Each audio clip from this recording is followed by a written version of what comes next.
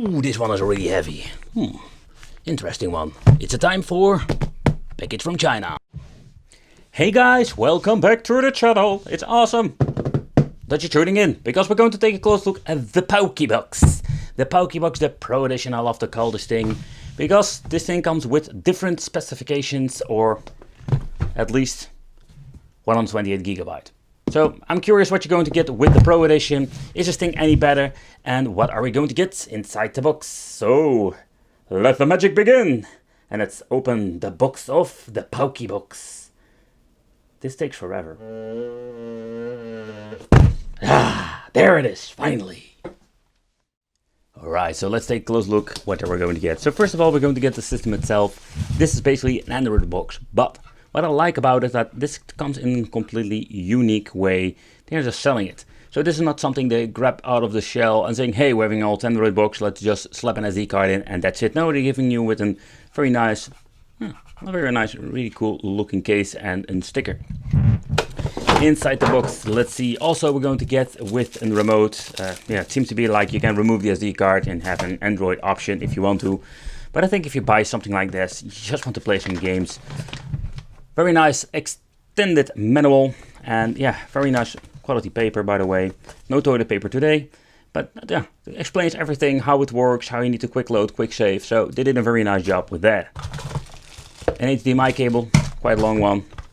The power supply, this is a 12 volt. And then we're going to get, what the hell? Why do I get an extra sticker? Okay, but there's only a downside. So this controller, we're going to take a close look at it later, because I'm not happy with this. I wish they will upgrade it or change it out in the future. And they say like you can make like a special projector out of this box or something like that. And of course the second controller. Okay, let's take a close look at this console itself. Let's chit chat about the controllers, because we need to chit chat, guys, because it's bad. It's really bad. Okay, it's time for the wicked nerdy time, because we're going to talk about the specifications. So when you're looking at specs, the brand is Pawky box, type Pro 128GB, the chipset S905M, that's a quad-core Cortex A53, that has a Mali 450 with a RAM of 1GB, a little bit of bummer. I wish they bring more like 2GB, that has like a minor bump when it comes to performance, especially with the newer EmuElec. EmuElec 3.9 is being installed on this one, but okay, so these are the specs what you're going to get, so let's go on with the show. And how much does it weigh? First of all, how is the weight of the device? 98 grams. So you can see that this box itself is very light. And for the size comparison, I'm just going to use my Chinese pencil to give you an idea how big this box is. On the left side of the box itself, we're going to get two USB ports, old school 2.0, and of course we're having the CF slot that contains the SD card. And with this version, we're going to get the 128GB card, and I don't know for sure what kind of brand this is, but to be honest, if you're going to get a product like this, always make a freaking backup. And at the back we're going to get the on and off switch input for the 12 volt power supply. Then we're going to get HDMI out, Ethernet connection, and we're having here the old school jack connection. And I have tried it with the Super Console X, but I can say like sometimes it doesn't even work with EmuElec if you want to use it like with say an RCRT TV or something like that. Okay, so they did change some things out. When you're looking at all the boxes I've reviewed here on the channel, with the Pawky box they did improve it, because now you can see like the cooling element. You need to put it like this, because otherwise it can't lose its heat. So in my opinion, you need to put the rotor or active cooling at the top, please, and that at the bottom, because that is not a good thing, man. Oh boy. But before we're going to boot it up, first let's talk about the controller.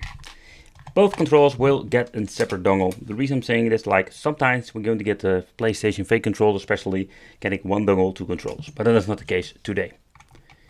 You see, look, we're going to need two AAA batteries, on and off switch, but the reason I want to talk about the control itself, it is really bad. I have seen this a couple of times before, and most of the time what you're going to get is this shell that is quite comfortable, I must say, but this is not really a D-pad, so that makes playing fighting games, in my opinion, just absolutely a waste. You can normally, like, we're having these rubber joysticks, but the rubbery joysticks are not here, like these hard plastic things. It's not like it should be. They feel not very comfortable. We're going to get turbo function. That's cool. So turbo, clear. We can turbo button, especially with shmups. It's going to be very handy. Select start and the mode button.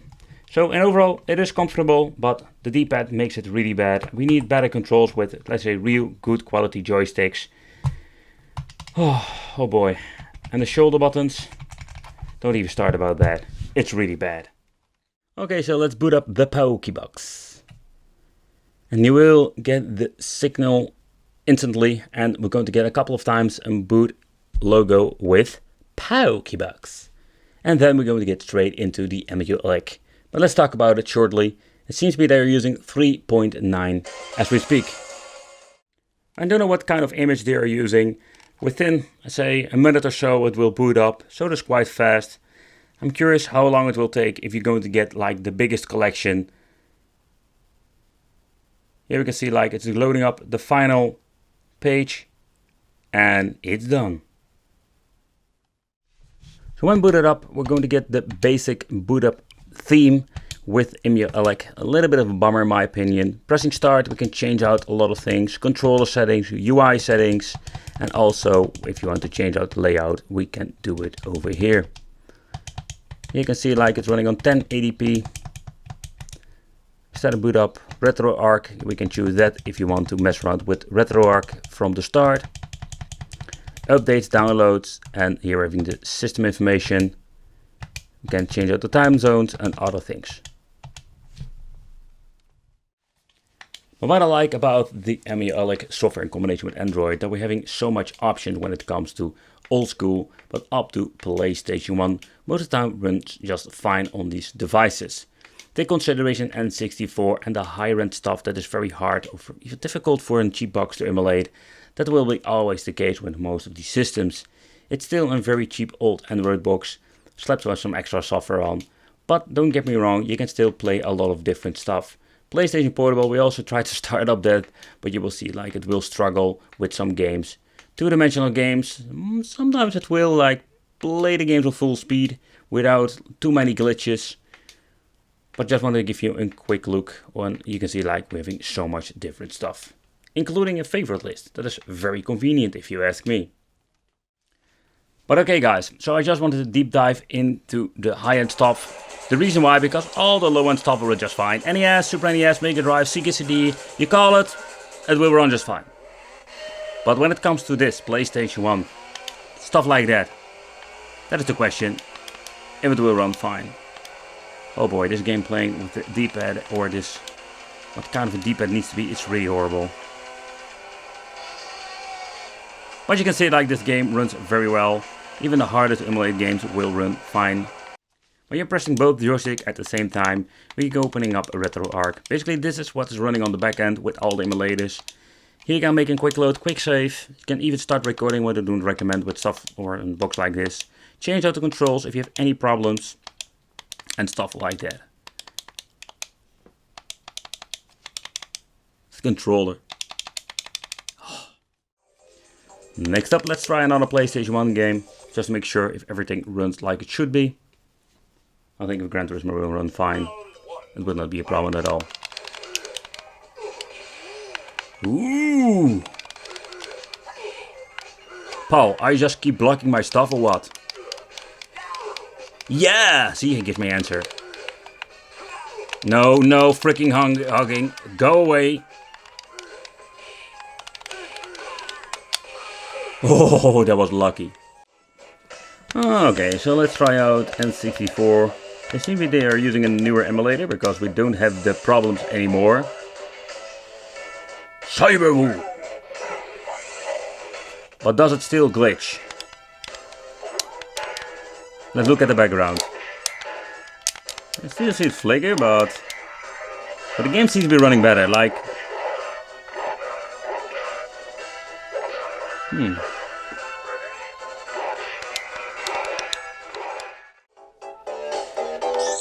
So this is a game that is basically always running fine. Go for it!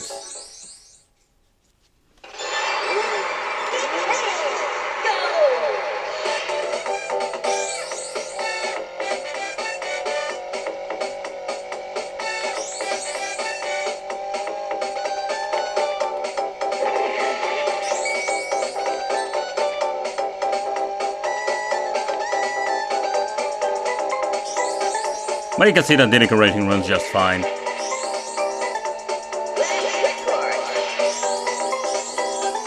I'm not going to beat the TT time, of course. Okay, so this game is really demanding. Let's see how fast loading time and how are they running on the POW. Okay. Oh, I can see that it's slightly having a minor hiccups here and there. But the performance itself is not bad for a cheap box.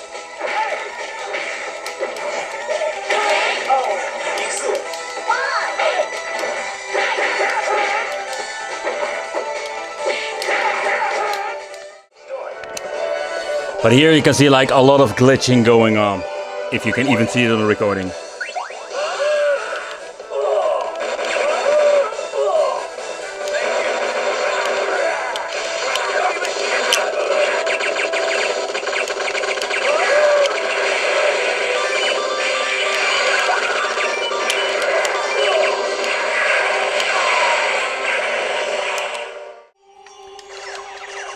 So let's try a more demanding game. It's still shmup, there's a lot of 3D animations and running on 60 FPS stable. So you can see that even with a cheap box like this, you can still run a lot of games very well.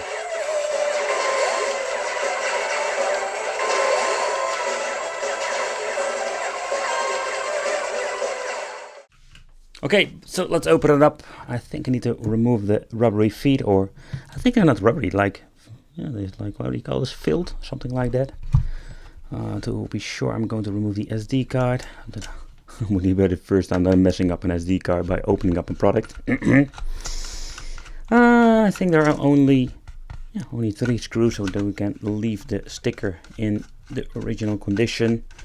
Sometimes I'm hating removing these stickers. Yeah, and it's not for the warranty. Okay. I think I didn't unscrew that one properly. That's the thing, like it's clicked on from the side over here. So that's it. Ooh, I can hold it, but it was quite hard after using it for a couple of hours. So first of all, what you're going to get are like 2 plastic shells. That's it. That's the only thing. Stating. SD card. Let's put everything aside. And let's talk about the main board itself, because it looks quite old. So with this Pawky box, this is what you're going to get. Compared with the other models, so far I know they keep using the same models. There is no big difference when it comes to, let's say, specifications whatsoever. The only thing I don't like about this is that they're using a very tiny heatsink. I'm more like, get yourself like a very big beefy heatsink. Sometimes these boxes like combine it with a big metal plate at the bottom, so give it more cooling. They did an improvement of giving it some breathing room, because with most of these they are using an enclosed case, and that is not good. Okay, so let's take a close look at the back, and here we're having some interesting information. So this is the S905M model. It has 1 GB of RAM and 8 GB of storage. So that is not a lot. It's not a big problem, simply because if you just use it with EmuElec, you're going to use the SD card and not the internal memory. But this is what you're going to get. It's not really special. In my opinion, it's just old tech. There is no date when it was produced, like in this year. So maybe it's still something that they grabbed from the shelf, but they give it like a custom casing and a tiny heatsink. Yeah, let me know in the comments, what do you think of this? Are you disappointed? Let me know. So what do I think of the Pawky box? So first of all, I really hate the freaking controllers. I'm just sorry that I repeat myself, but the reason I keep saying it, because I find it super important that you're going to get yourself good controllers, like with the Super Console X PC edition. Those controllers are not expensive. They come with a wire, but you also have the wireless editions, but they are quite good. But overall, the performance, for me, it's quite surprising when you're looking at the model. In combination, what you can do with it, and I think like it's still a very cheap product, it's a very cheap box, and you cannot expect the world from it. It's still having a lot of compatibility when it comes to old stuff, and even some high-end stuff, it seems to be running fine.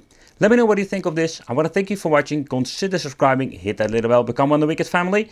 It would be great to have you here, and I will see you in the next video.